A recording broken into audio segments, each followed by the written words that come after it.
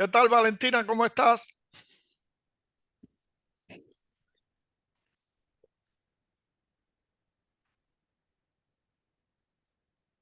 Está silenciada. Sí, Sí, ya me di cuenta, perdón. ¿Todo bien? ¿Usted cómo está? bien, bien, bien, todo bien. Bueno, me alegro. Aquí ya empezando a sufrir con el frío. Me imagino, pero ya debe estar acostumbrado a nuestro frío, Sí, es soportable. ¿verdad que sí? Mm.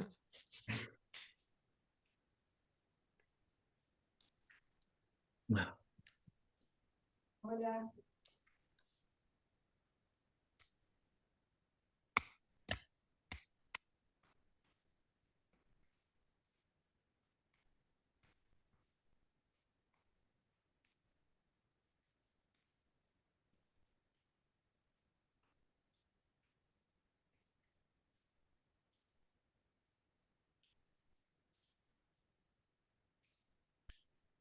Bueno, yo creo que ya somos masa crítica, como diríamos en la ingeniería nuclear. Creo que como en aras de los que han sido puntuales y el respeto a la puntualidad, creo que empezamos y si alguien ha tenido algún problema y demora algo, pues se puede conectar, no va a perder mucho. Además, quiero recordarles que está quedando grabada la charla.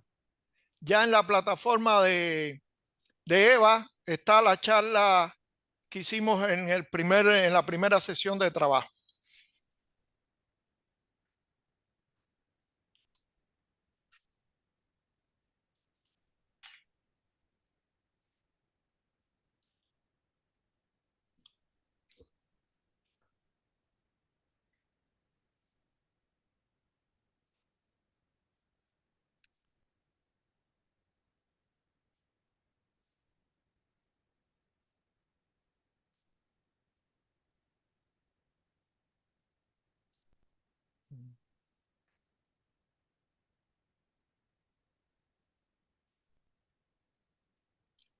Muy bien. Bueno, buenas tardes a todos. Muchas gracias por la presencia. Pueden ver la pantalla, ¿no? Sí, sí, sí, se ve bien. Perfecto.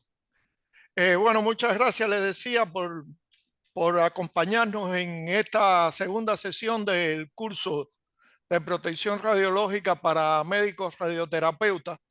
En el día de hoy pretendemos abarcar tres aspectos, tres charlas.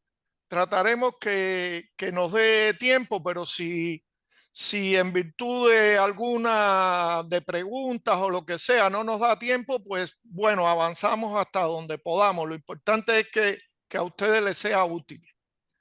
La primera de las charlas es para hablar de las magnitudes y las unidades que fundamentalmente usamos en protección radiológica. Y esto es muy importante porque aunque tiene un componente que entiendo es, digamos, muy específico de la física, etcétera, es importante que ustedes, como médicos radioterapeutas, puedan referirse con propiedad a las diferentes magnitudes y unidades que se usan en la protección radiológica.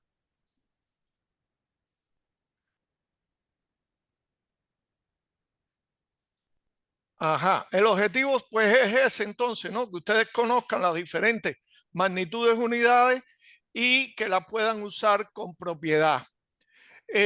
Vamos a hablar de lo que es la dosis absorbida, vamos a hablar de lo que es la exposición, que es una magnitud muy particular dentro de la protección radiológica, vamos a hablar de la dosis equivalente, la diferencia entre la dosis equivalente y la dosis efectiva, y vamos a hablar de las magnitudes que en protección radiológica se le llaman magnitudes operacionales, que son las que realmente vamos a utilizar en la práctica. Y algo de las unidades de medida que se utilizan en cada una de estas magnitudes. Lo primero sería definir qué cosa es la dosis absorbida. Bueno, la dosis absorbida es aquella unidad que tiene en cuenta la energía que se transmite por la radiación, por un determinado tipo de radiación, a una masa, a un determinado diferencial de masa, a una determinada unidad de masa. Por lo tanto, la dosis absorbida siempre tenemos que verla como energía por unidad de masa.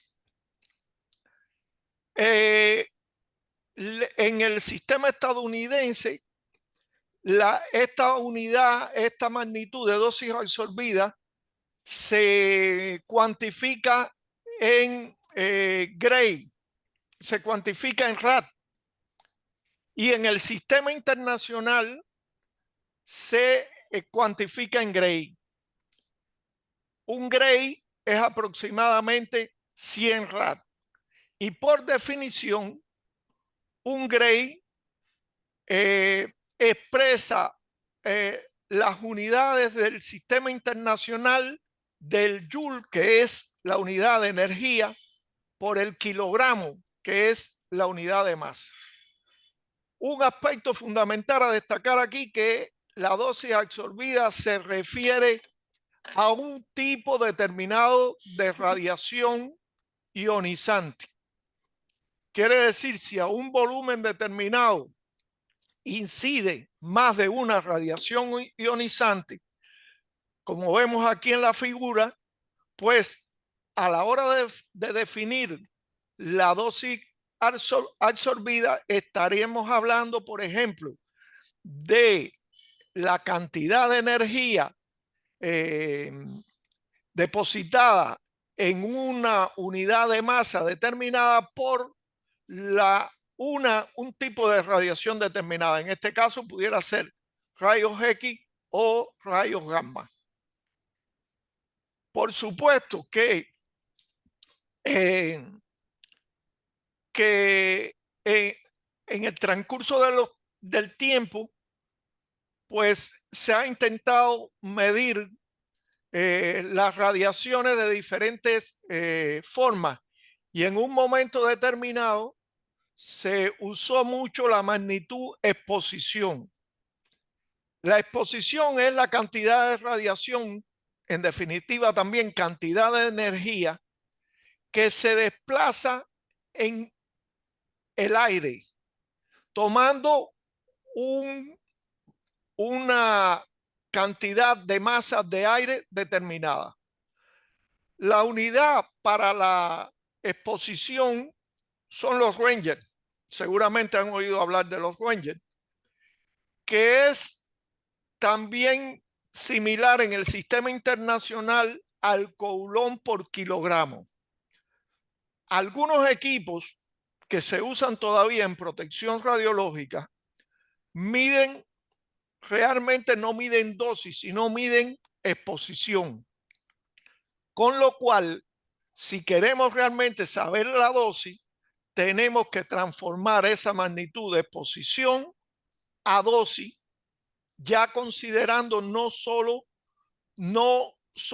la energía que se desplaza en el aire, sino la energía que se desplaza en el tejido humano, en nuestro caso, que como el cuerpo humano está un gran por ciento compuesto por agua, pues de una forma simplificada también se mide considerando la energía desplazada en agua.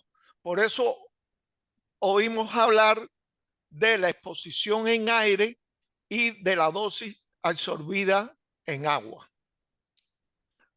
Sin embargo, la energía depositada, aunque es una buena medida de la radiación, no es una buena medida para considerar los efectos estocásticos que produce sobre la salud del ser humano la radiación.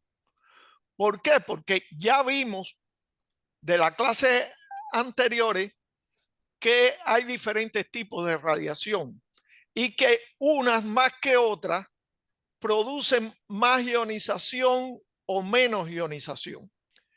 Entonces, la probabilidad de efectos estocásticos sobre la salud debido a radiaciones ionizantes depende no solo de la dosis absorbida, quiere decir de la energía absorbida por unidad de masa, sino que también depende del tipo y la energía de la radiación considerada. Y es por eso que se define la magnitud de dosis equivalente. ¿Y qué cosa es la dosis equivalente?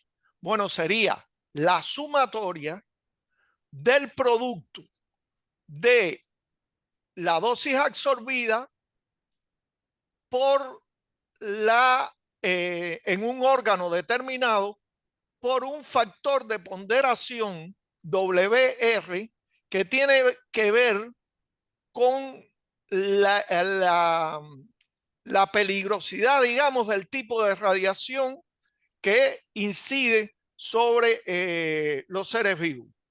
Porque ahí realmente es donde está la peligrosidad de la radiación. Entonces, si en una, como tenemos aquí, en una muestra 1, inciden diferentes tipos de radiación, la dosis equivalente será la sumatoria de la dosis absorbida por cada una de las radiaciones ionizantes que atraviesan esa muestra, multiplicado por el factor de ponderación que considera que no todas las radiaciones tienen igual peligrosidad. Aquí hay una tabla donde pueden ver los factores de ponderación y vean que nosotros casi siempre trabajamos con fotones, pues bueno, el factor de ponderación de los fotones es 1, igual que el factor de ponderación de los electrones, que son los tipos de radiación que nosotros más usamos en la práctica de radioterapia. Pero vean, por ejemplo, que los neutrones tienen una ponderación muy diferente y depende de la energía de esos neutrones. Por ejemplo, neutrones con energía por debajo de 10 keV son 5 veces más, aportan 5 veces más a la dosis equivalente que los fotones. Y ni se diga los neutrones que están entre 100 keV y 20 MeV, que aportan 20 veces más a la dosis equivalente que los fotones. Igual es el caso de las partículas alfa, que como sabemos producen mucha ionización. Ya lo vimos en la clase anterior. Las partículas alfa también son 20 veces, afectan 20 veces más la dosis equivalente que el caso de los fotones. Entonces, esto es muy importante saberlo. En el caso de nosotros, afortunadamente, trabajamos casi siempre con fotones y electrones, pero vean cómo los protones aportan 5 veces más a la dosis equivalente que los fotones. Y es por eso que la protonterapia, una misma dosis de energía, quiere decir una misma dosis absorbida en protonterapia, es mucho más efectiva, 5 veces más efectiva que la misma dosis absorbida si esa dosis es dada con fotones de diferentes energías. Y es un concepto que tenemos que manejar para saber la esencia de por qué muchas veces es también en protección radiológica muy importante protegerse de las partículas alfa y de los neutrones, que son mucho más dañinas que la radiación gamma. Bueno, una vez que ya tenemos claro el concepto de la dosis equivalente, Hay que tener en cuenta también que a la hora de evaluar el daño, que es lo que nos interesa a nosotros, la probabilidad de aparición de efectos estocásticos depende también del órgano o tejido que ha sido irradiado. Ustedes lo saben muy bien, como radioterapeuta no es lo mismo irradiar la mano que irradiar el tórax o que irradiar otras partes del cuerpo. Es decir, no todos los órganos y tejidos del cuerpo son igualmente radiosensibles. Por tanto, era necesario considerar o definir una magnitud que tuviera en cuenta la combinación de diferentes dosis en diferentes órganos como consecuencia de una irradiación, digamos, a cuerpo entero. Esa magnitud es precisamente la dosis efectiva, que se define como la sumatoria, vean, de las dosis equivalentes a las diferentes partes del cuerpo humano multiplicado por un factor de ponderación WT que tiene que ver con el detrimento relativo relacionado con los efectos biológicos estocásticos que la radiación produce en un determinado tipo de tejido. Por supuesto, habría que entonces multiplicar la dosis equivalente que recibe un tejido determinado por este factor de ponderación para tener la dosis efectiva. La característica fundamental del factor de ponderación es que si evaluamos el cuerpo entero, quiere decir una irradiación total del cuerpo, el factor de ponderación tendría que valer 1. Quiere decir el máximo, la unidad, porque supuestamente sería la irradiación más dañina de todas las que pudiera tener el ser humano. A partir de ahí, pues se han establecido factores de ponderación para diferentes órganos y tejidos. Vean cómo los más radiosensibles son la médula ósea, que tiene un factor de ponderación de 0.12, el colon, que tiene un factor de ponderación de 0.12, los pulmones 0.12 también, el estómago 0.12, las mamas 0.12, ya después las gónadas 0.08, la vejiga 0.04 y así sucesivamente. Vean que, por ejemplo, el tejido óseo tiene muy bajo factor de ponderación, 0.01, igual que el tejido cerebral. Y como al final en esta lista hay un grupo también de órganos y músculos, etcétera, que no están contemplados, pues se define un resto del cuerpo humano y a ese resto también se le da un factor de ponderación de 0.12.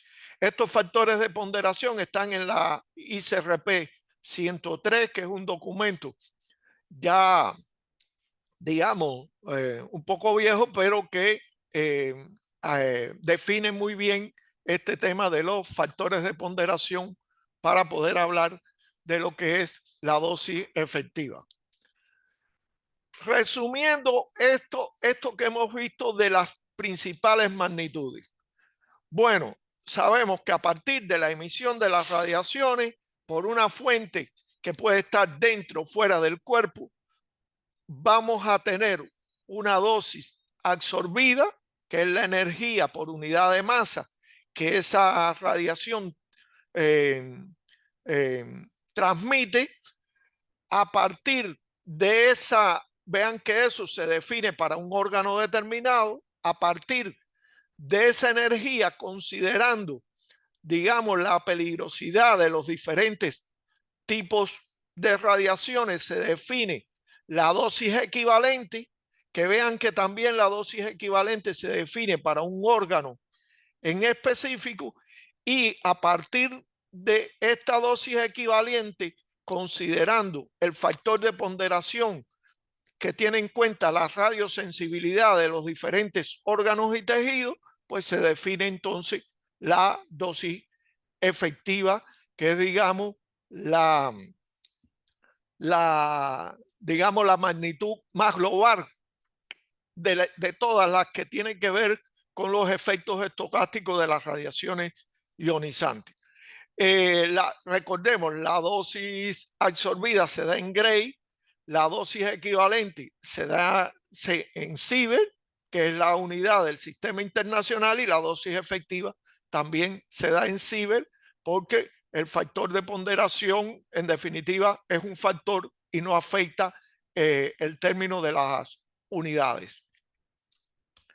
Si bien toda esta, digamos, análisis teórico acerca de la definición de estas magnitudes y unidades de la protección radiológica es importante, lo cierto es que las magnitudes de la protección radiológica no pueden ser medidas tal y como han sido definidas. Por ese motivo, en realidad en la práctica, lo que se usa son las magnitudes operacionales.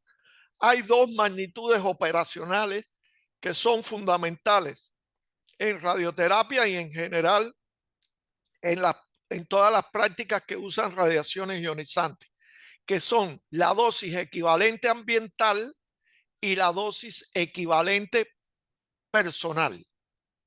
Veamos un poco más en detalle cómo se define cada una de ellas. Bueno, la dosis equivalente ambiental, esa es la que realmente miden los detectores. Quiere decir, nuestros detectores, los más modernos, los que no miden exposición como medían los detectores antiguamente, miden dosis equivalente ambiental, que se define en un punto de un campo de radiación que tiene características determinadas, porque es un campo donde suponemos que la radiación incide alineadamente, quiere decir no se entrecruzan los haces, sino que incide alineadamente. Esto en la realidad no es así, pero es una suposición que se toma y se define ese nivel de radiación, ese nivel de dosis a una profundidad que habitualmente es de 10 milímetros en una esfera que se conoce como esfera ICRU, y que esa esfera ICRU se define convencionalmente como una esfera de un material que es equivalente al tejido humano y que tiene un diámetro de 30 centímetros. Quiere decir, pudo haberse definido de otra forma, pero es la forma que internacionalmente se acepta la definición de esta magnitud de dosis equivalente ambiental. Recuerden que es una dosis que va a ser medida a 10 milímetros de profundidad en una esfera que de alguna forma representa al cuerpo humano y que se hace considerando que la radiación incide alineadamente a esa esfera que se ha definido como esfera ICRU. Es la magnitud por excelencia que miden los instrumentos de medición que contamos en lo fundamental para cuantificar la protección radiológica, porque como todos sabemos, las radiaciones ni se huelen ni se sienten, solamente podemos clasificarla y protegernos de ellas si la podemos medir bien. La otra magnitud operacional importante es la dosis equivalente personal, que no es más que el equivalente de dosis en un tejido blando por debajo de un punto especificado del cuerpo del ser humano a una profundidad también especificada. Y es por eso que en cuanto a la dosis equivalente personal, es común que ésta se exprese a una profundidad de 10 milímetros para la radiación fuertemente penetrante, como son los rayos X, los neutrones, etcétera, etcétera, y se exprese a una profundidad de 0,07 milímetros para la piel y 3 milímetros para el cristalino. Esas son, digamos, si ustedes ven, esas definiciones están asociadas a los límites de dosis que establece la normativa internacional. Quiere decir, para la dosis equivalente personal a cuerpo entero, pues generalmente lo que se reporta por el dosímetro, lo que mide el dosímetro, es la conocida HP10, quiere decir la dosis equivalente personal a cuerpo entero es a 10 milímetros de profundidad en el cuerpo de la persona expuesta. Si usted, por ejemplo, va a hacer una práctica que va a manipular sustancias radiactivas o radiaciones ionizantes en general, pues será importante entonces medir la dosis equivalente personal en extremidades. Y esta se define como HP007. Quiere decir, usted lo que va a medir entonces es la dosis que va a recibir la persona en piel a una profundidad de 0,07 milímetros. Si además de eso, usted puede estar expuesto a un nivel significativo de dosis en el cristalino, donde se ha corroborado que la radiación produce la enfermedad de la opacidad del cristalino, pues entonces usted, el dosímetro que usted use, tendrá que ser capaz de medir la dosis equivalente personal en el cristalino y se reporta como HP3, porque es la dosis, esa dosis se mide a 3 milímetros de profundidad. Bueno, en general, tanto para las dos magnitudes operacionales, tanto la dosis equivalente ambiental como la dosis equivalente personal, las unidades son el CIBE. El CIBE, por definición, es una unidad muy grande y entonces por eso es común utilizar y reportar las unidades, incluso los límites de dosis, en unidades mucho menores o fracciones de CIBE. Aquí hay una tabla de equivalencia que un poco para orientarnos en eso. Por ejemplo, como el CIBE es una unidad muy, muy grande, cuando los niveles que se van a reportar son muy bajos, se usa el picosievert, que es 10 a la menos 12 sievert.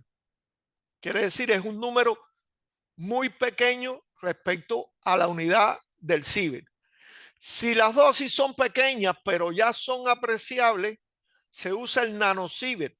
Muchos instrumentos ustedes han visto que tienen su escala y reportan en nanosievert, que un nanosievert es 10 a la menos 9 sievert.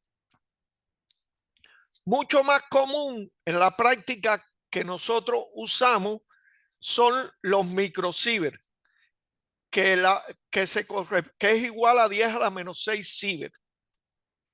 Y bueno, ya como magnitud que se corrobora mejor con los límites y las restricciones de dosis, está el milisievert, porque estos se hacen anualmente, y entonces el milisievert es 10 a la menos 3 sievert. De todas formas, aquí en esta diapositiva le dejo algunas equivalencias que pueden en algún momento ser útiles. por el instrumento, digamos, que se disponga en el servicio o algo así. Generalmente nosotros sabemos que ustedes los radioterapeutas no son, ni tienen que ser, ni son los que hacen las mediciones, pero siempre es importante saber que un Ranger, por ejemplo, es 2.54 por 10 a la menos 4 coulomb por kilogramo, porque hay equipos todavía por ahí que se utilizan, que miden en exposición y miden en coulomb por kilogramo. Un Ranger también es 0.877 por 10 a la menos 2 joule por kilogramo, quiere decir Gray. Y un Ranger también es 0.01 Siever, o lo que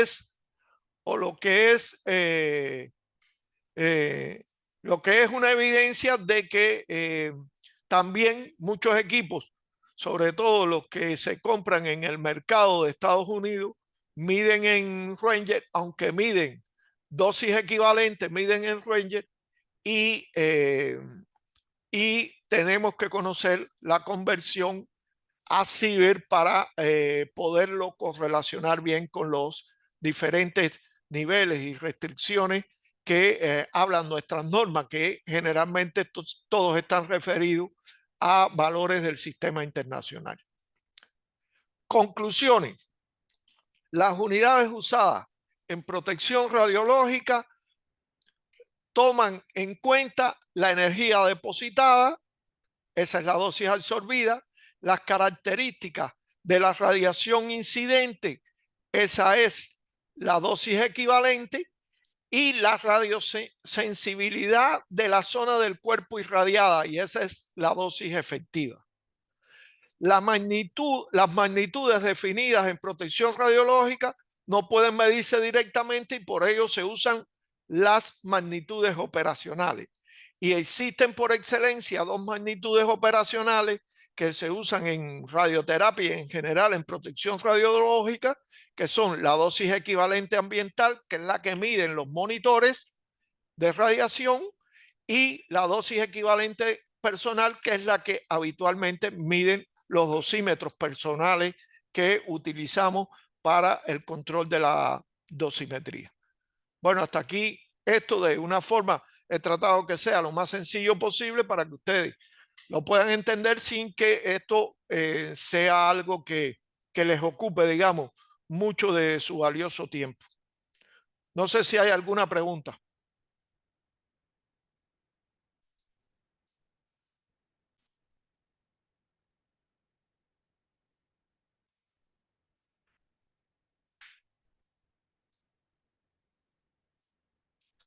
¿No hay ninguna pregunta? Pueden con confianza abrir el micrófono si lo desean. Bueno, si no hay ninguna pregunta, vamos a pasar a la siguiente presentación.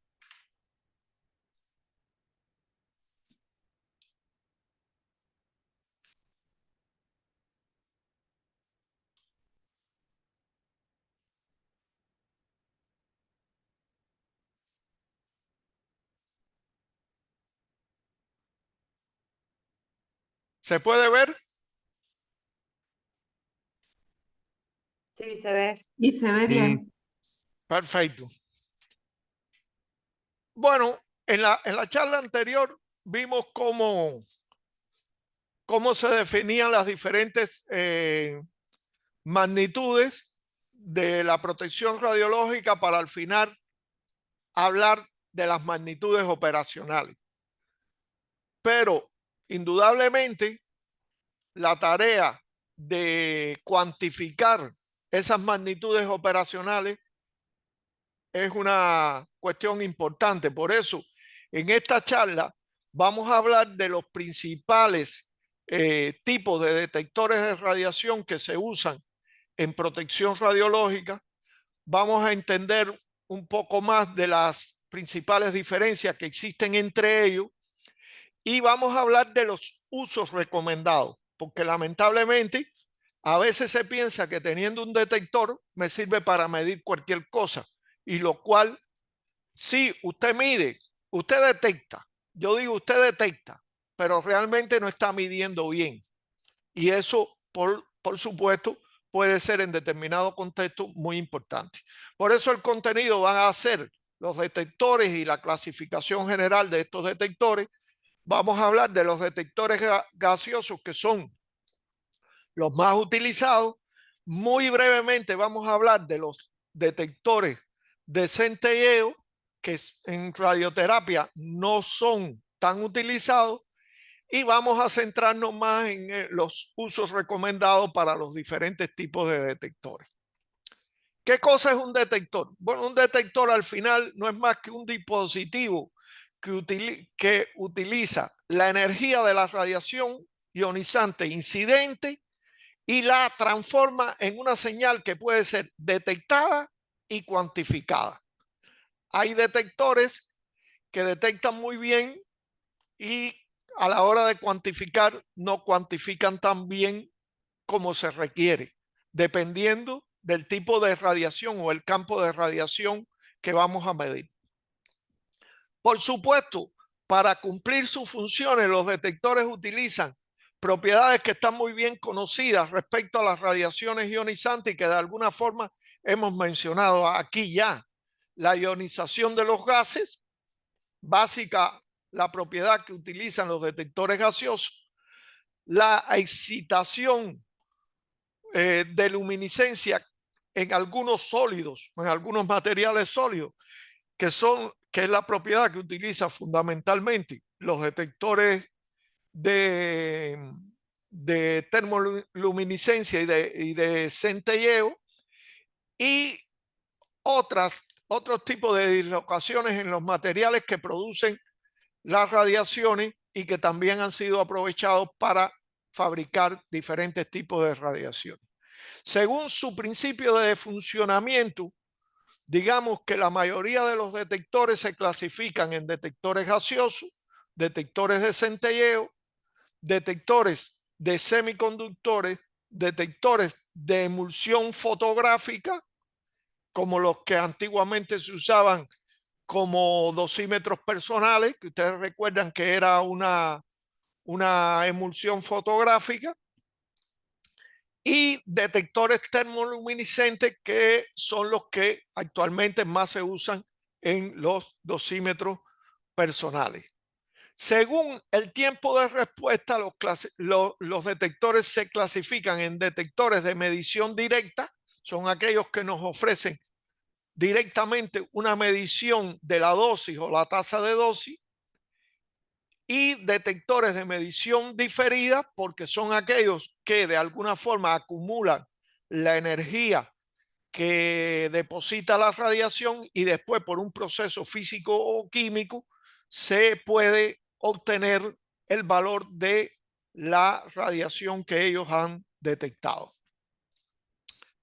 En el caso de los detectores gaseosos, que son los más utilizados en radioterapia, ¿qué cosa es un detector gaseoso en sentido general? Bueno, su principio de funcionamiento se basa en la colección de carga eléctrica que se produce con el paso de radiaciones ionizantes en un volumen de gas que normalmente se comporta como un dieléctrico, quiere decir como un material aislante. Quiere decir, si tenemos, como vemos ahí a la derecha, un bulbo que tiene un ánodo y un cátodo conectado a una diferencia de potencial, si no incide radiación en él, el gas que está en el espacio entre el ánodo y el cátodo funciona como un aislante y no se detectará ninguna carga eléctrica como resultado del trabajo del detector. Quiere decir, no habrá, supuestamente no habrá ninguna circulación de carga eléctrica. La carga, generalmente, la circulación de carga eléctrica ocurre cuando incide la radiación esa radiación produce una ionización del gas que está entre el ánodo y el cátodo. Los iones positivos, que son los cationes, van al cátodo. Los iones negativos, que son los aniones, van al ánodo. Y esa circulación de carga eléctrica a través del gas es lo que se cuantifica y de alguna forma es proporcional a la energía depositada por la radiación en el volumen del gas del detector. La intensidad de la carga eléctrica, por tanto, colectada, será proporcional a la energía depositada por la radiación. Ya sabemos que la energía depositada por la radiación se puede cuantificar como dosis absorbida, y eso es realmente lo que detecta cualquier detector gaseoso. Ahora, ¿qué sucede? Que dependiendo del potencial de la diferencia del potencial entre el ánodo y el cátodo, se pueden distinguir tres tipos de detectores gaseosos, que son los detectores tipo cámara de ionización, son los detectores proporcionales y son los detectores Geiger o Geiger-Müller, que también se les conoce así en la bibliografía. ¿Cuáles son las características de cada uno de ellos? Las más generales, las que lo definen. Los detectores tipo cámara de ionización tienen la característica de que la amplitud del impulso que se detecta no depende del voltaje de polarización. Quiere decir, hay un cierto rango de voltaje de polarización en el cual la radiación interactúa con el gas, produce un pulso de una amplitud determinada, pero esa amplitud va a ser siempre la misma en ese rango de diferencia de potencial. Claro que la otra característica importante de este detector es que la amplitud depende del tipo de radiación. Como ven aquí, la amplitud generada por la radiación beta es mucho más pequeña que la amplitud generada por la radiación alfa, que es mucho más ionizante. Ya sabemos que la radiación alfa es mucho más ionizante que la radiación beta. Con lo cual, este detector tiene esta particularidad que lo hace útil para determinados usos que vamos a ver más adelante. Si seguimos aumentando la diferencia de potencial en ese mismo tipo de dispositivo, vamos a ver que entramos en la zona que se conoce como zona de detectores proporcionales. Esa zona de detector proporcional se caracteriza porque la amplitud del impulso depende fuertemente del voltaje de polarización que exista en cada momento. Quiere decir, mientras más yo aumento el voltaje de polarización, vean que más aumenta la amplitud del pulso. Pero vean cómo esa amplitud del pulso todavía permite distinguir bien entre la amplitud generada por una partícula, por una ionización producida por radiación beta o por una ionización producida por radiación alfa.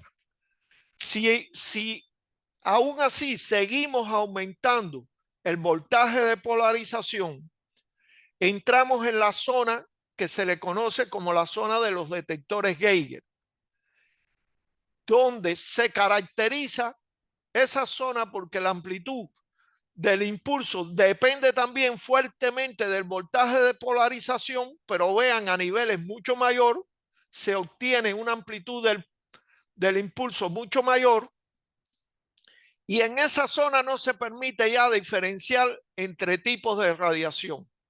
Quiere decir, la amplitud aumenta en la misma magnitud, independientemente de si el gas está siendo irradiado con partículas alfa, con partículas beta, con radiación gamma, con el tipo de radiación que sea. A partir de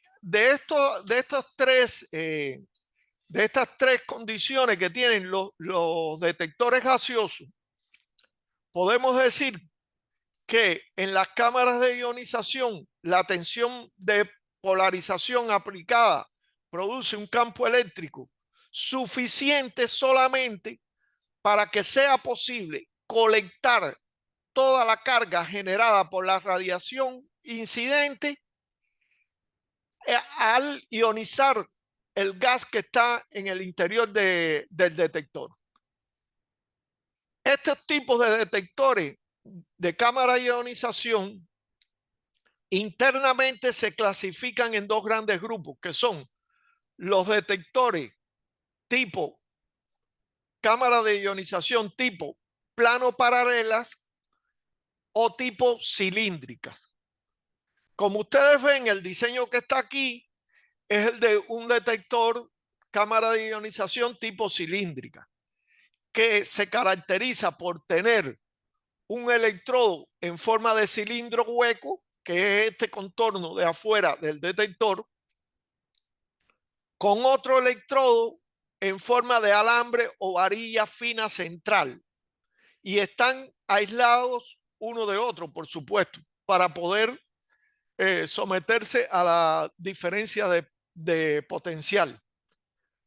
La pared exterior del electrodo que se utiliza en las cámaras de ionización no debe ser muy gruesa, porque si es muy gruesa no permite detectar correctamente algunos tipos de radiación, como es la radiación alfa, que sabemos que interactúa muy fuertemente con la materia, y pudiera quedarse la radiación alfa nada más en la carcasa del detector y no ionizar el gas que está dentro. Entonces, por eso es una complicación tecnológica la construcción de este tipo de detectores.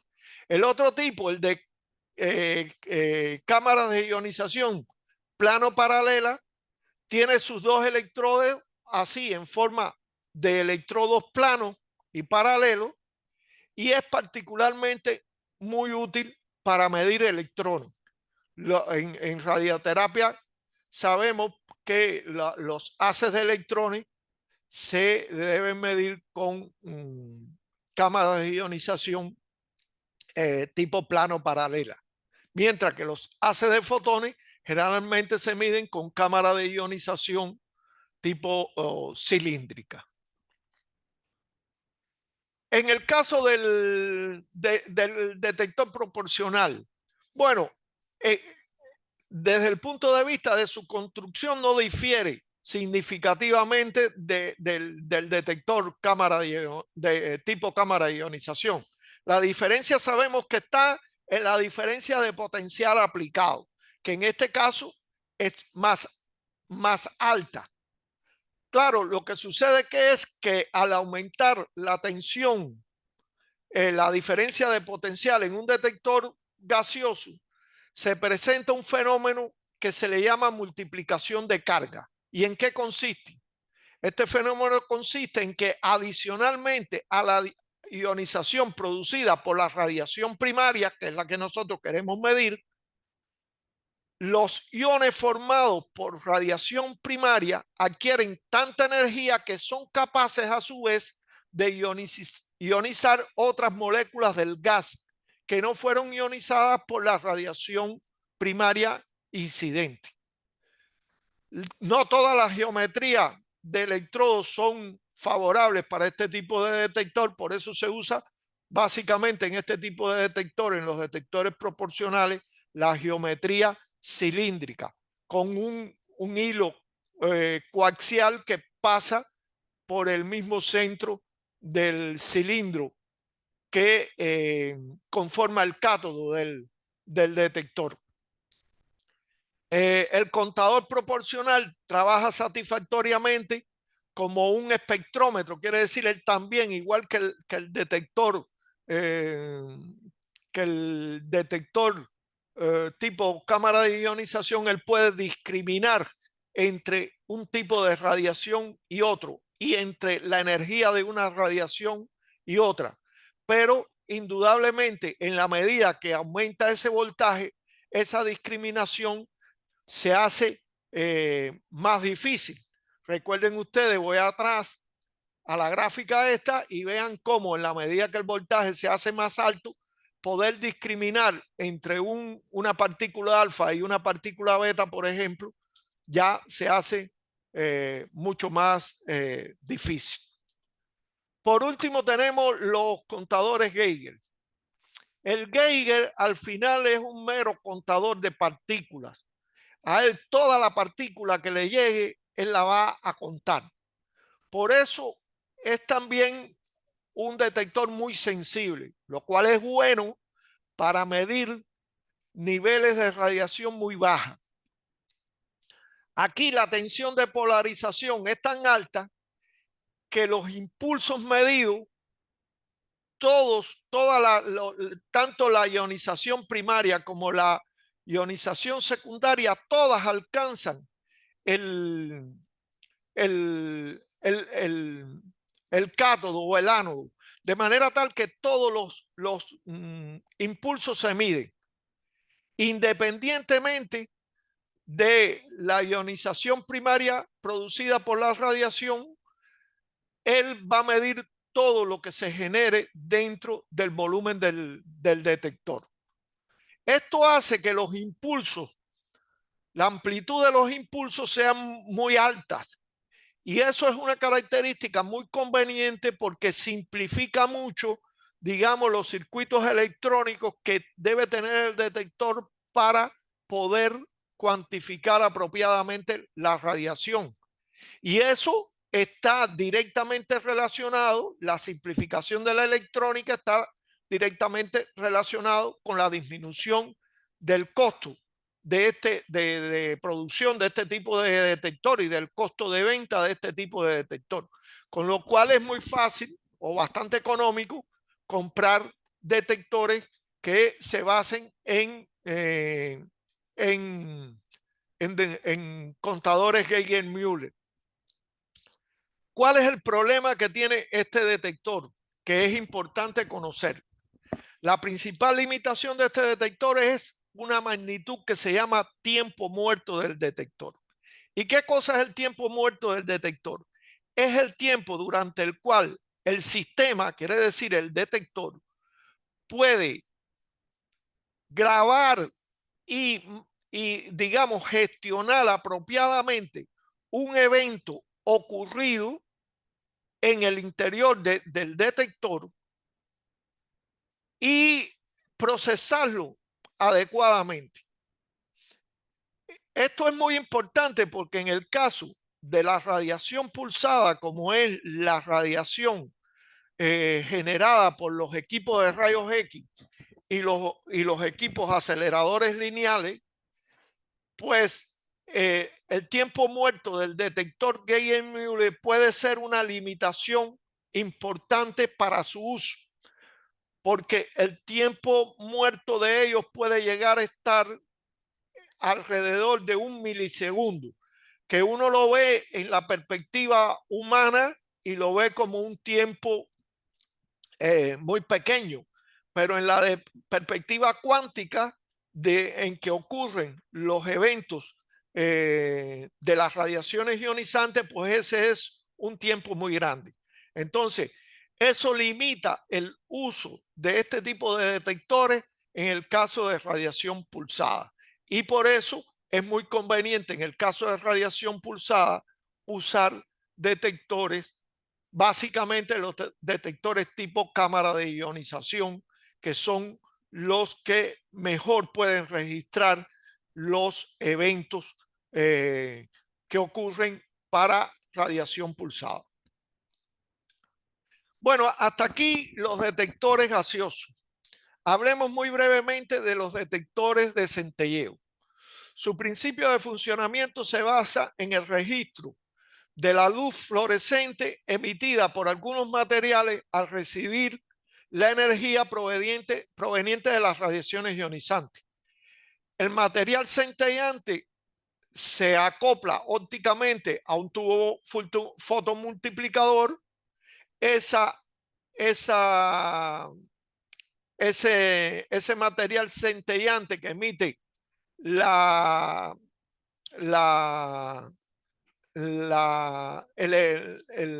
el impulso óptico, pues se capta muy bien en los tubos fotomultiplicadores, y esa señal se transforma en una señal de impulso eléctrico que puede entonces después apropiadamente amplificarse y cuantificarse.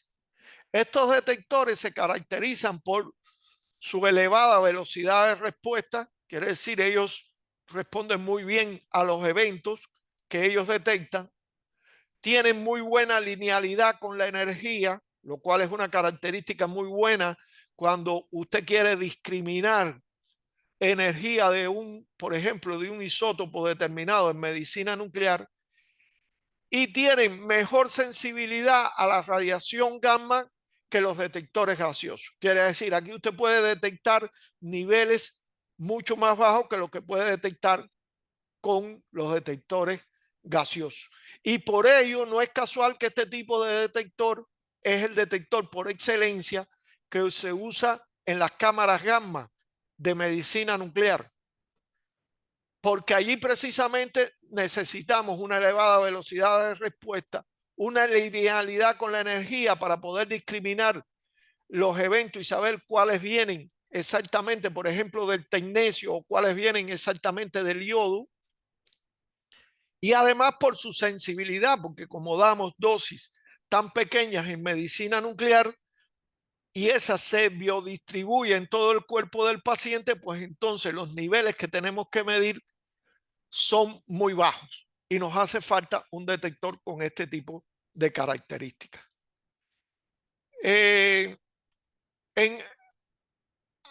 ¿Cuáles son los usos recomendados de los detectores? Bueno, atendiendo precisamente a las características que hemos visto, vamos a continuación un poco a hablar del uso que se puede dar a los detectores. Los detectores cámara de ionización son muy buenos para medir tasa de dosis y dosis, particularmente para radiación pulsada, ya que ellos no sufren del fenómeno del tiempo muerto del detector que aqueja a los detectores Geiger-Müller. Ellos pueden además medir en un rango de energía muy amplio. Pueden medir desde el rango de los KEF, quiere decir de la radiación de rayos X o de radiación beta de baja energía, hasta el rango de los MEF, quiere decir de radiación gamma de alta energía. Y entonces eso es una característica muy buena de ellos. ¿Cuál es el problema fundamental de ellos? Bueno, pues el problema fundamental de ellos es que hay que diseñarlos muy bien dependiendo los niveles del campo de radiación que usted va a medir. Si ustedes comparan, por ejemplo, este detector que está aquí, que es de medición de tasa de dosis en protección radiológica, este es un detector tipo cámara de ionización, con este detector que ustedes han visto en radioterapia, que son los que usan los físicos para medir los haces de radiación, ven la gran diferencia en tamaño que hay. Ustedes estos los han visto y saben que tienen diámetros muy pequeños. Pero ¿por qué es posible que estos tengan un diámetro tan pequeño y estos requieran una cámara de ionización con un diámetro tan grande como este que se muestra en la foto? Bueno, porque el campo de radiación que miden esto es suficientemente alto como para generar corriente suficiente para poder colectar esa corriente. Sin embargo, este otro que mide niveles de protección radiológica, fíjense que esto mide niveles de Siever, y esto mide niveles de microsievert, pues esto necesita mucho más volumen para tener suficiente volumen para detectar la baja intensidad de los campos de radiación que ellos van a medir. Y eso es algo que hay que tener muy en cuenta cuando se seleccionan los detectores del tipo cámara de ionización. Pero son, desde el punto de vista de exactitud de la medición, los detectores más confiables que existen para realizar mediciones en tanto de protección radiológica para radiación pulsada como en el caso de dosimetría clínica para la medición de haces de radiación. Igualmente, son los tipos plano paralelos que se usan para medir electrones. Por eso en radioterapia estos tienen una gran aplicación. Son buenos también para medición de actividad. Por ejemplo, las cámaras de pozo que normalmente existen en braquiterapia para hacer los controles de calidad y la puesta en servicio de los equipos, de las fuentes utilizadas en braquiterapia, pues se basan en detectores tipo cámara de ionización, pero en forma de pozo. Y son buenos también para medir contaminación superficial porque pueden discriminar muy bien entre diferentes energías y diferentes tipos de radiación. Y eso es una cualidad muy importante para medir contaminación superficial, que en radioterapia no es una magnitud importante medir, pero en medicina nuclear sí es una magnitud muy importante para medir. En cuanto a los detectores proporcionales, ¿qué usos tienen los detectores proporcionales?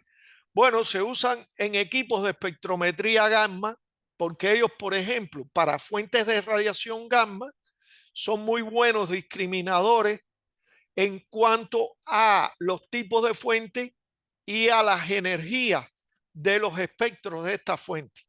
Quiere decir, por ejemplo, usted encuentra una fuente que no puede identificar de qué tipo de isótopo es, pues estos espectrómetros gamma que utilizan básicamente los detectores proporcionales le permite a usted identificar por el tipo de radiación gamma que emite, su energía y sus características le permite identificar qué tipo de fuente es, lo cual tiene mucho uso, digamos, en los casos de emergencia, de fuentes huérfanas que pueden aparecer en la chatarra, etcétera, etcétera. Y son buenos también para medir contaminación superficial, aunque ya sabemos que para altos voltajes no son buenos discriminadores, pero para rangos relativamente de voltaje se diseñan y pueden ser buenos discriminadores para medir contaminación superficial. De hecho, son detectores más económicos que los detectores a base de cámara de ionización y por ahí la importancia de su uso, porque también la economía debe jugar un papel en la protección radiológica. Y por último tenemos los detectores Geiger, que son muy buenos como detector. Quiere decir, por ejemplo, para buscar fuente, para tener una lectura rápida en rangos de protección radiológica, pues son muy buenos detectores. Se usan mucho como medidores de dosis, tasa de dosis de radiación beta gamma, por eso muchos de ellos señalan radiación beta gamma, y se usan también para medición de contaminación superficial cuando ya se sabe cuál es el tipo de isótopo que está presente, ¿no? Cuando se sabe cuál es el tipo de isótopo que está presente, porque usted nada más, por ejemplo, trabaja con tecnecio 99 metastable, pues entonces usted puede utilizar un detector tipo Geiger-Müller. Como ven, la ventaja fundamental de estos detectores es que son muy económicos, se consiguen con muy buen precio, solo que hay que tener bien claro cuáles son las limitaciones de cada uno de ellos, porque seleccionar mal el detector puede implicar un doble costo. Quiere decir, un costo y tiempo. Usted, por ejemplo, selecciona un detector Geiger para su servicio de radioterapia que va a utilizar un acelerador lineal. Y ese detector le va a salir muy económico, pero no le va a servir para medir bien la radiación de pulsada que genera un acelerador lineal. Al final, ¿en qué va a terminar entonces usted? En que va a tener que comprar otro detector más caro y va a poder dar poco uso al Geiger. Sin embargo, por ejemplo, si usted tiene un servicio de radioterapia que tiene un acelerador lineal y tiene un equipo de braquiterapia de alta tasa de dosis con fuente de cobalto o de iridio, pues usted puede comprar un detector Geiger muy económico que le sirve como detector para tener de emergencia. Ustedes saben que en braquiterapia hace falta tener un detector ahí en el panel de control del equipo para cualquier situación de emergencia que pueda darse con la fuente. Este detector Geiger puede ser muy útil y es muy económico. Y entonces usted puede comprar un detector tipo cámara de ionización, que es un poco más sensible, hay que ser más cuidadoso con él, no es tan robusto como este, y lo puede utilizar exclusivamente para las mediciones que vaya a realizar en el acelerador lineal o en su tomógrafo, porque el tomógrafo también es de radiación pulsada y necesita un detector con las características de un detector tipo cámara de ionización. Por supuesto, con el desarrollo de la tecnología se han hecho muchos diseños muy avanzados de estos tipos de detectores que mejoran mucho sus características, pero aún así, en su esencia, mantienen las limitaciones que hemos explicado en esta charla. Y bueno, por último, los detectores de centelleo, quería decirle que son muy buenos, como ya les había dicho, como detectores en las cámaras de medicina nuclear, en las cámaras gamma de medicina nuclear. También son muy buenos en la medición de muestras de radioinmunoanálisis, cuando se utilizan las técnicas de radioinmunoanálisis, y son buenos también para medir contaminación superficial, y son relativamente también más económicos este tipo de detectores que los detectores, otros detectores gaseosos que pueden ser requeridos también en otras prácticas como medicina nuclear o prácticas industriales. Conclusiones. Las radiaciones deben ser medidas utilizando detectores apropiados que permitan recibir una información correcta sobre los campos de radiación que estamos midiendo y las magnitudes que estamos midiendo. Los principales tipos de detectores sabemos que son los detectores gaseosos, cámara de ionización proporcional y Geiger, y los detectores de centelleo. Y esperemos que esta charla les sirva también a ustedes para conocer un poco más de estos detectores y de alguna forma, si en algún momento les toca decidir qué tipo de detectores comprar, pues evaluar mejor la propuesta que lógicamente tiene que venir del físico médico o del responsable de protección radiológica de la clínica. No sé si hay alguna pregunta. Creo que hay algo aquí en el chat.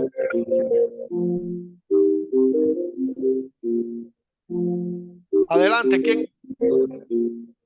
Tomen el micrófono Tomen el micrófono. ¿Quién quería preguntar? ¿No se veía bien? ¿Se veía bien?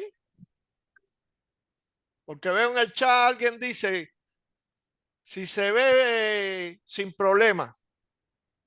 Sí, sí. ¿Se No, veía? al contrario, Domenico, se veía perfecto. Ah, bueno, gracias, gracias. Gracias, doctor. Entendí que era que Ah, no. No, no, al contrario. Muy bien, gracias, doctor. Bueno, ¿alguna pregunta? Sin miedo pueden tomar el micrófono.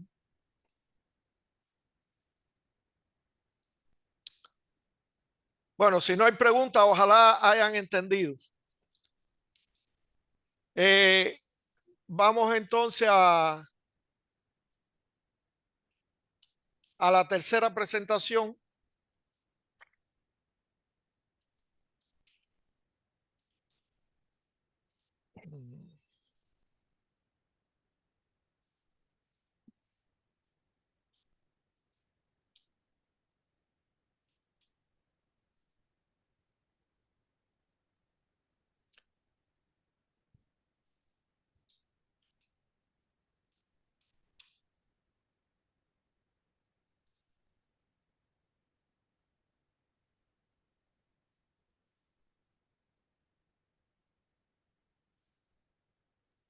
¿Se puede ver? Sí, se Sí, se ve. ve bien. Bien, muchas gracias. Vamos entonces rápido para terminar en tiempo. Bueno, en esta charla vamos ya a sobrepasar los aspectos ya más físicos de conocimiento necesarios para la protección radiológica, para entrar más en los aspectos conceptuales de la protección radiológica. La fuente, las prácticas y los tipos de exposición que tenemos conceptualizados en protección radiológica. Y bueno, ese es el objetivo, ¿no? Que ustedes conozcan los principales conceptos que se manejan en la norma UE 100, que es la norma básica de seguridad vigente aquí en Uruguay, que dicho sea de paso, se concuerda muy bien con la norma básica del Organismo Internacional de Energía Atómica y que está aprobada ya desde el año 2018, la última versión. Y bueno, vean, ahí vamos a abordar lo que es la definición de las fuentes de radiación ionizante. Vamos a abordar qué son las situaciones de exposición que están reflejadas en la norma, cuáles son los tipos de exposición que están reflejados en la norma y vamos a ver en la práctica cómo se aplican los principios de protección radiológica. La protección radiológica, igual que muchas otras ciencias, tiene principios. Entonces vamos a ver cómo se aplican los principios de la protección radiológica. Bueno, ¿qué es una fuente de radiación ionizante? Según el glosario del OIA, son todos aquellos generadores de radiación, fuentes radioactivas u otro material radioactivo utilizado fuera del ciclo de los combustibles nucleares y las centrales nucleares de potencia. Quiere decir, fuente de radiación ionizante es todo menos reactores nucleares o fuentes que puedan estar en el ciclo como tal de combustible nuclear. Con lo cual, todo lo que nosotros usamos, tanto el tomógrafo como el acelerador lineal, como la fuente de calibración que usamos, como la fuente de braquiterapia que usamos en el equipo de braquiterapia o las fuentes de cesio que usamos para braquiterapia de baja tasa de dosis, todo eso son fuentes de radiación para la norma UE 100.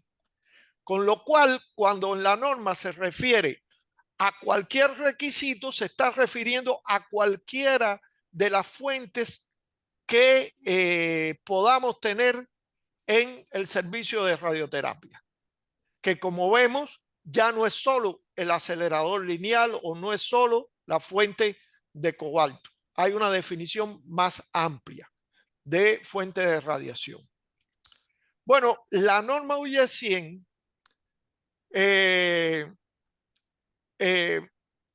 establece que la exposición a la radiación plantea riesgos especiales para la salud y la seguridad de las personas y el medio ambiente.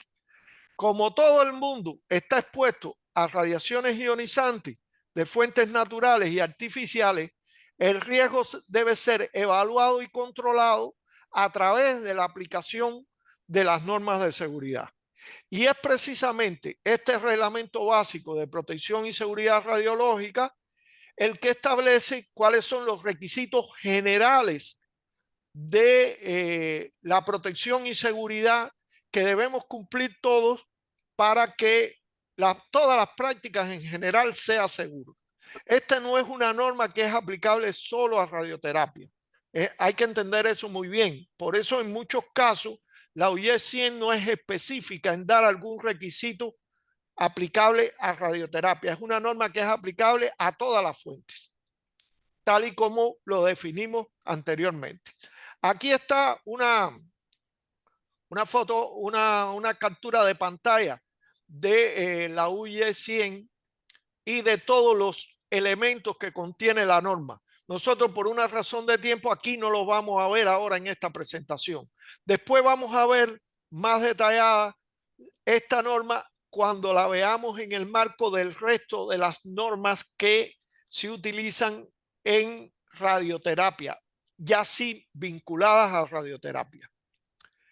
Pero bueno, para entender la norma hay que entender que esa norma tiene tres situaciones de exposición diferentes.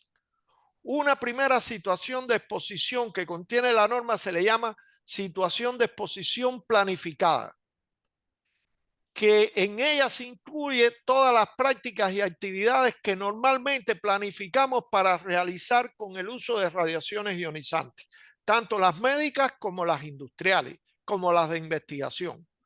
Después la norma incluye una situación de exposición de emergencia, que es cuando algo se sale de control. Y una tercera situación de exposición que se le llama de exposiciones existentes. Para definirla mejor, ¿qué cosa es una situación de exposición planificada?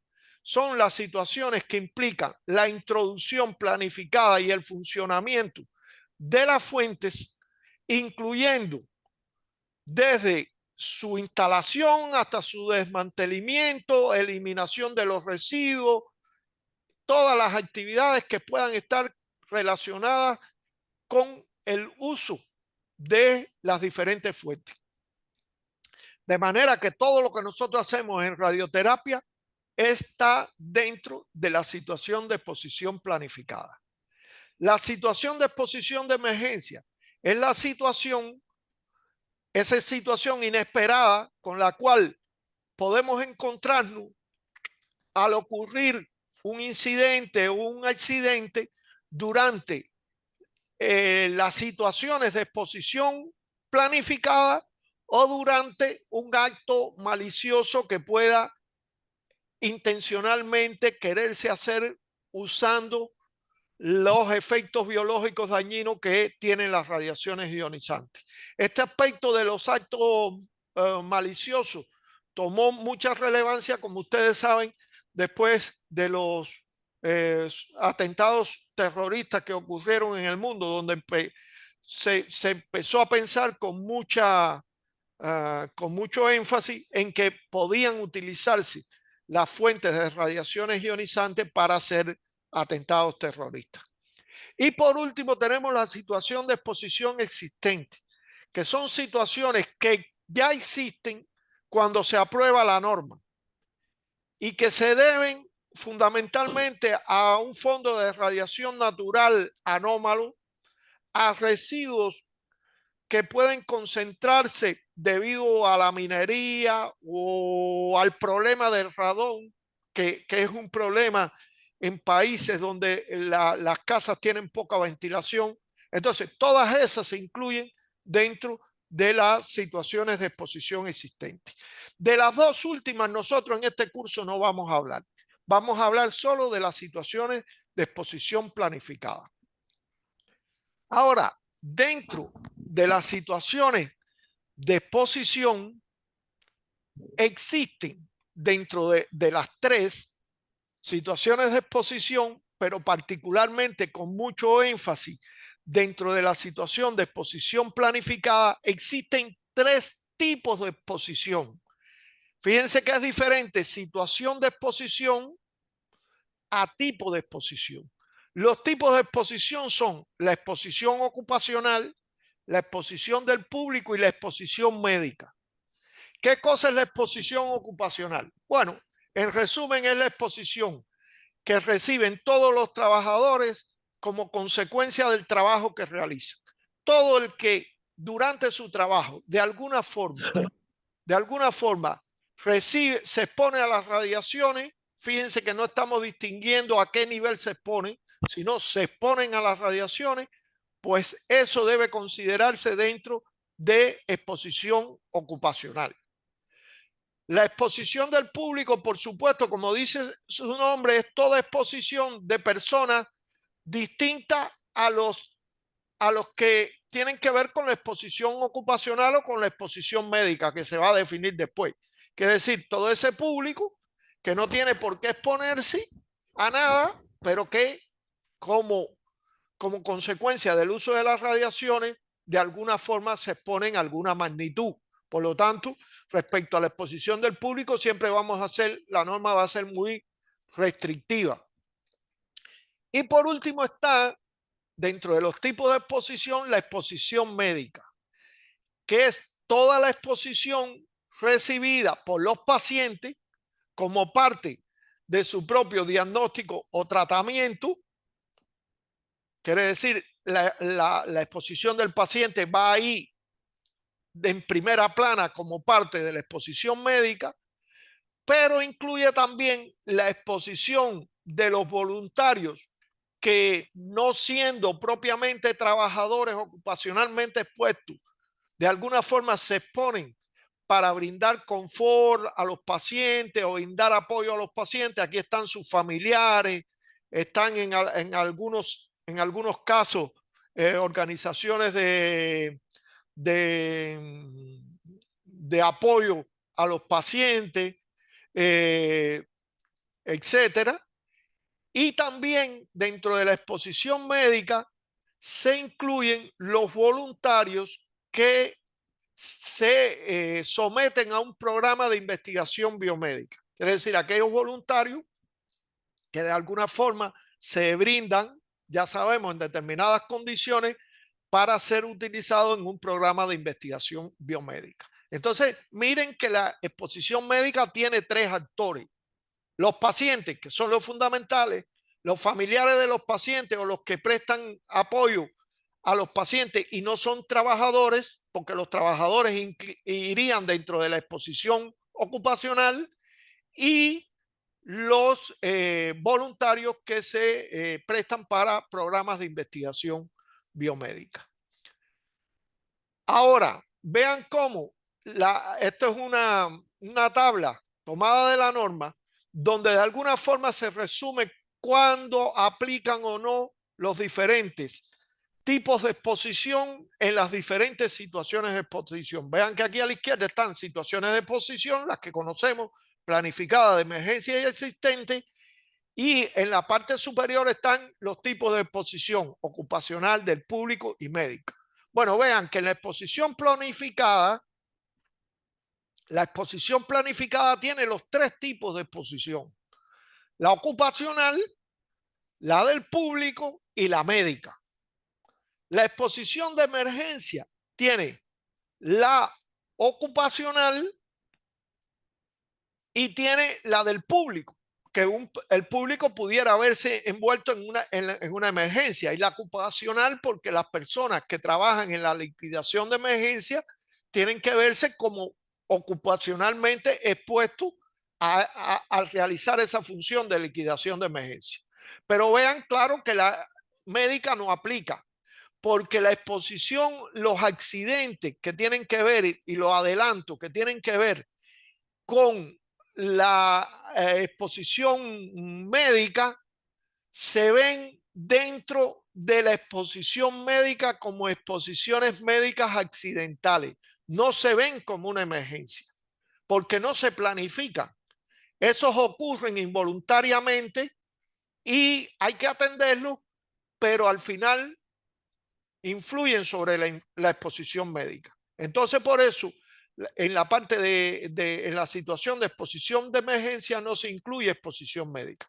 Y en la parte de exposiciones existentes, igual no se incluye exposición médica. Quiere decir, la exposición médica, incluso en caso de los accidentes, se incluye en la situación de exposición planificada.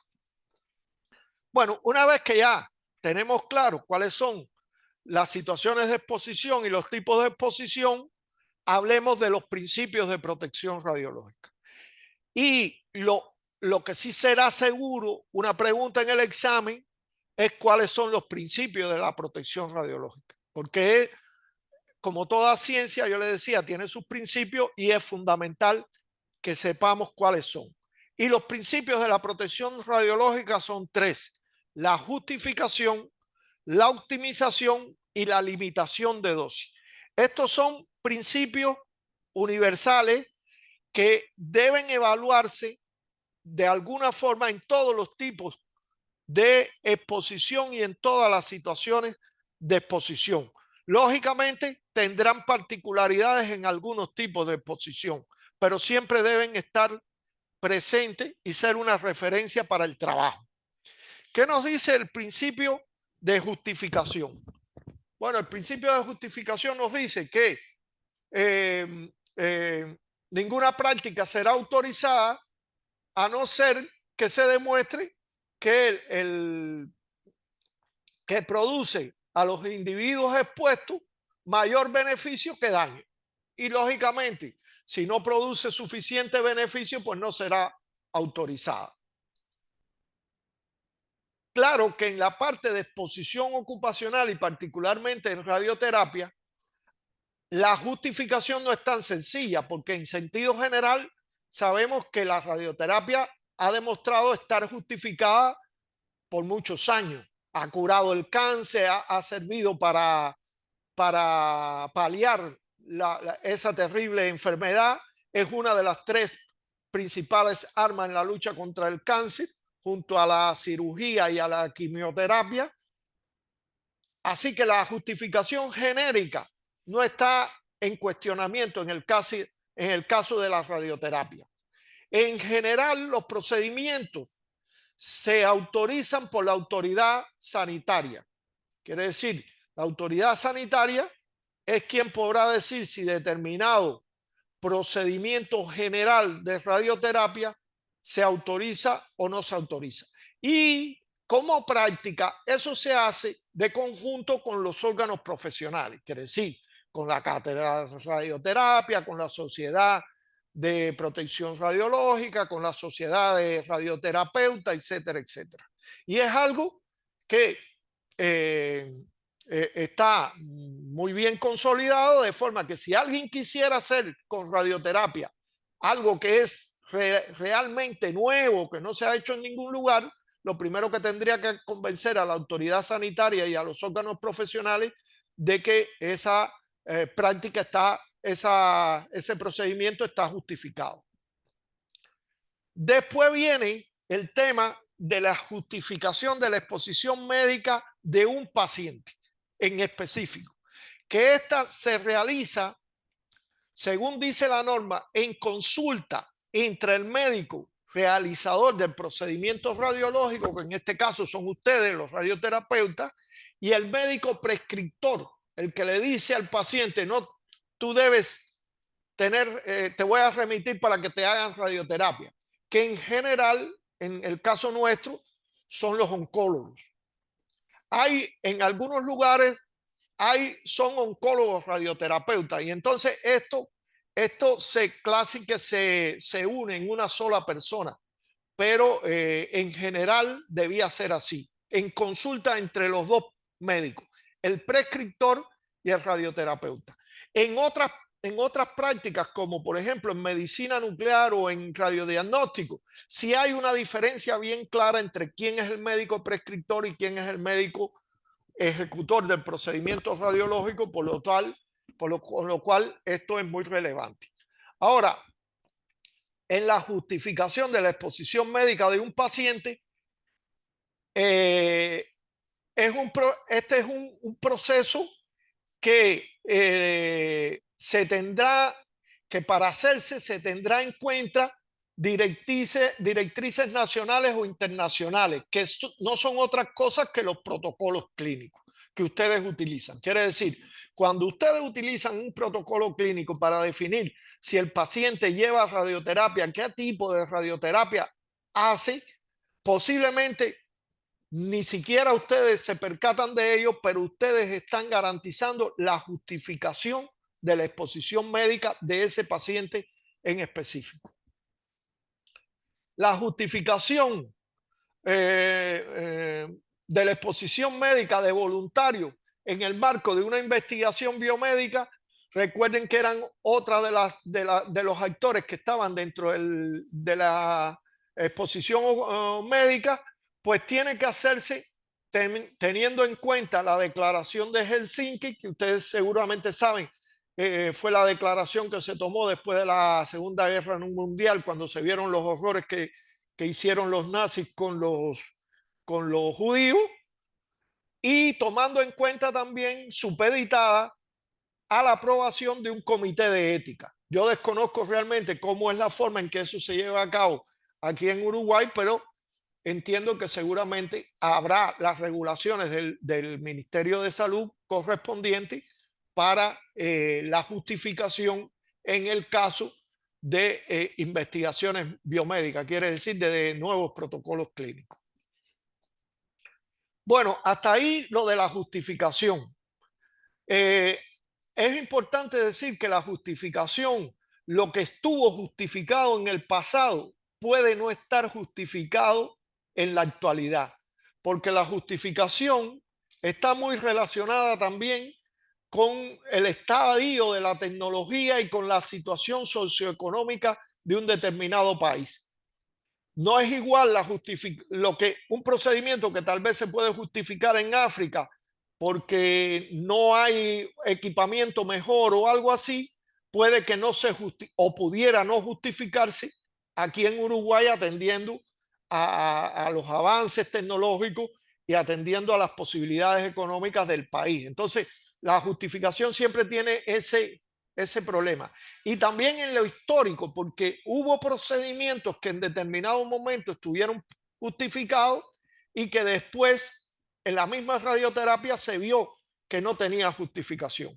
Yo tuve un caso hace unos años en Cuba de un radioterapeuta muy viejo que en su momento él había hecho, era en realidad un dermatólogo, él había hecho radioterapia superficial para el acné juvenil, para curar el acné juvenil.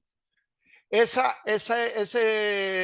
procedimiento se usó por muchos años, pero ya después las propias sociedades científicas de los médicos radioterapeutas lo desaconsejaron, porque las dosis que daba, y sobre todo teniendo en cuenta que son personas que son jóvenes, pues eran muy subjetivas de que pudiera sufrir en el futuro un cáncer de piel. Entonces, por eso ese procedimiento no, aunque en un momento estuvo justificado, actualmente casi en ningún lugar está justificado.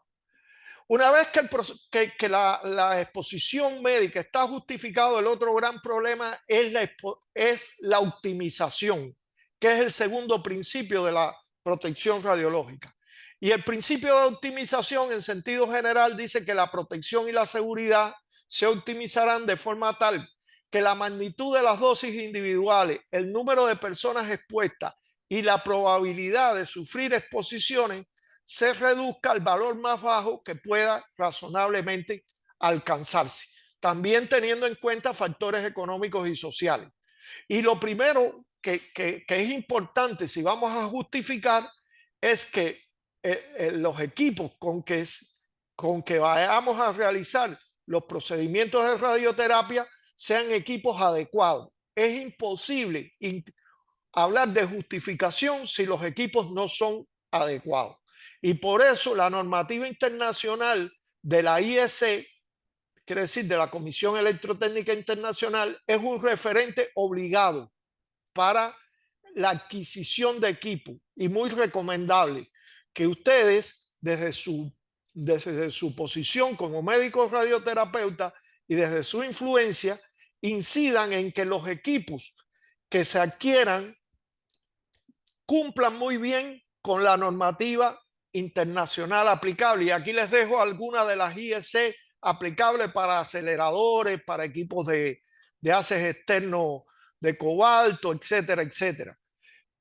Pero también, además de eso, de que el equipo médico se encuentre desde el punto de vista de su mantenimiento y estado técnico en forma óptima para poder brindar los tratamientos. Porque si entramos porque el equipo no tiene soporte de piezas de repuesto, si el equipo ya Varian dice, por ejemplo, que no brinda servicio a ese tipo de equipo, y eso pues será difícil garantizar la optimización, porque el equipo se va a romper, eso va a afectar a los pacientes no van a poder llevar su curso de tratamiento como es apropiado, al margen de otros problemas que pueden tener también los equipos.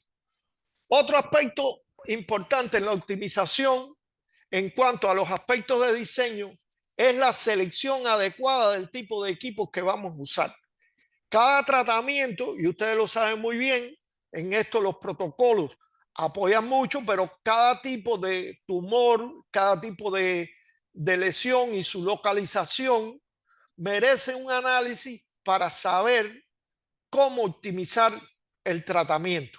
En general sabemos que las lesiones profundas deben tratarse con haces de mayor energía para disminuir la dosis en piel. Vean cómo varía la dosis en piel cuando aumenta la energía de los fotones, si la vamos a tratar con fotones, y si queremos proteger determinados órganos de riesgo que están detrás de una determinada lesión, pues es muy conveniente usar electrones o usar un bus o un refuerzo de electrones que permitan aumentar la dosis a la lesión con muy poca dosis al órgano de riesgo que está detrás, porque vean cómo los perfiles de dosis de los electrones caen súbitamente en la medida que ingresan los electrones en la profundidad del tejido del paciente.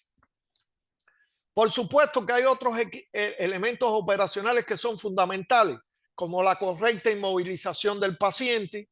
Por eso es importante usar inmovilizadores y fijadores. Sin eso es imposible hacer una buena optimización. La correcta localización de la lesión y delineación de los volúmenes. Para ustedes es más que obvio, pero es bueno que sepan que forma parte también de la optimización.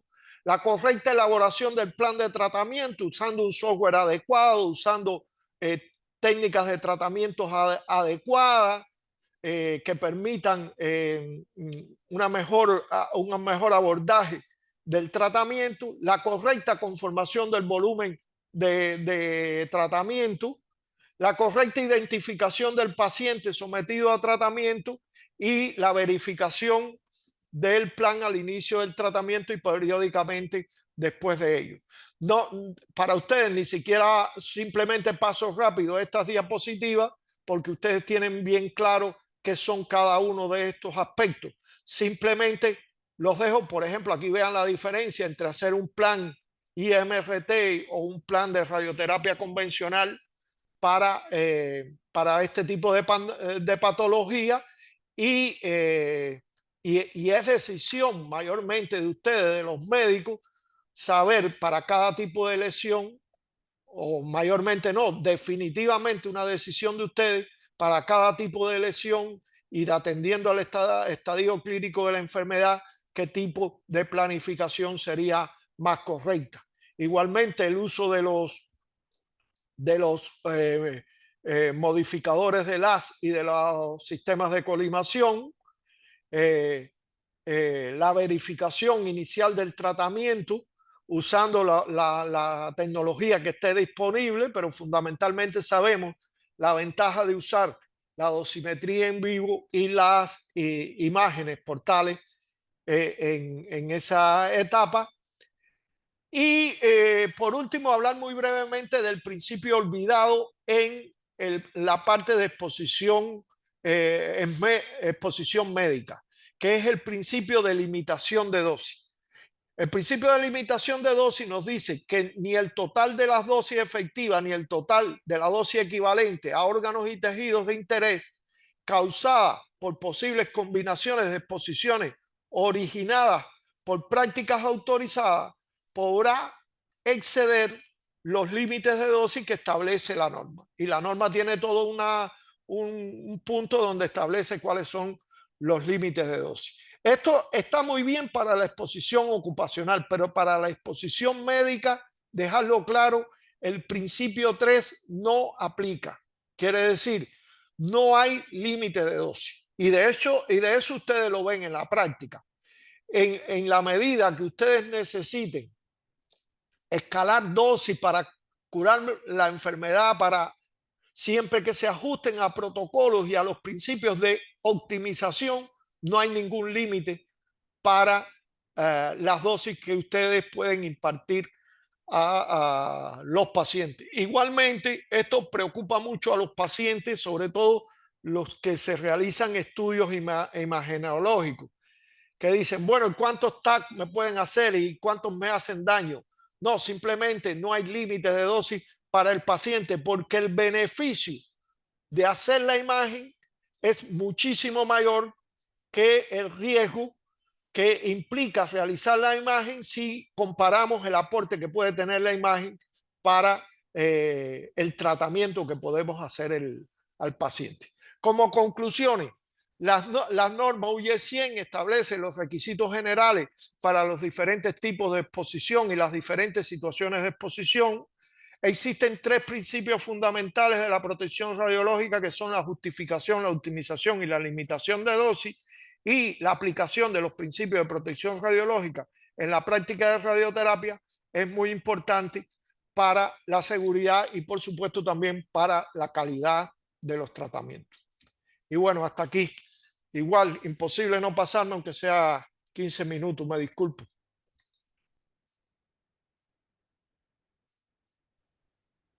Gracias. Gracias. Muy bien. No sé si hay Gracias, alguna Domenico. pregunta, si alguien quiere hacer alguna pregunta, puede abrir el micrófono. Muchas gracias.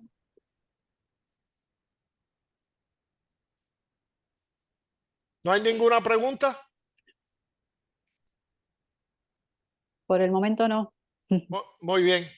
Bueno, si es así, entonces los dejo con la siguiente explicación.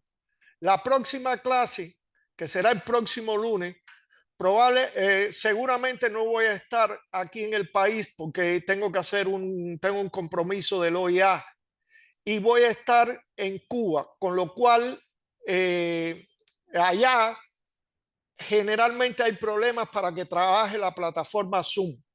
Voy a intentar hacerlo de todas formas por Zoom, pero si existiera algún problema, buscaremos la alternativa para hacerlo por una plataforma alternativa de las que funcionan allá. Google Meet, que funciona bien, y también el Team también funciona bien. De momento nos mantenemos por esta plataforma. Si hubiera algún cambio, nosotros vamos a enviar un correo electrónico para que se conecten por la otra plataforma a la hora de aquí de Uruguay, 6 de la tarde, yo estaré listo para hacer el curso. ¿De acuerdo? Bárbaro. Muy bien, Perfecto, gracias. gracias. Bueno, muchas gracias a todos. Disculpen que me pasé unos minutos, pero imposible hablar de este tema sin pasarse unos minutos. Gracias a todos y hasta el próximo Hasta lunes. lunes. Que Hasta el tengan lunes. buena semana. Que tengan Saludos buena a todos. semana. Gracias igual.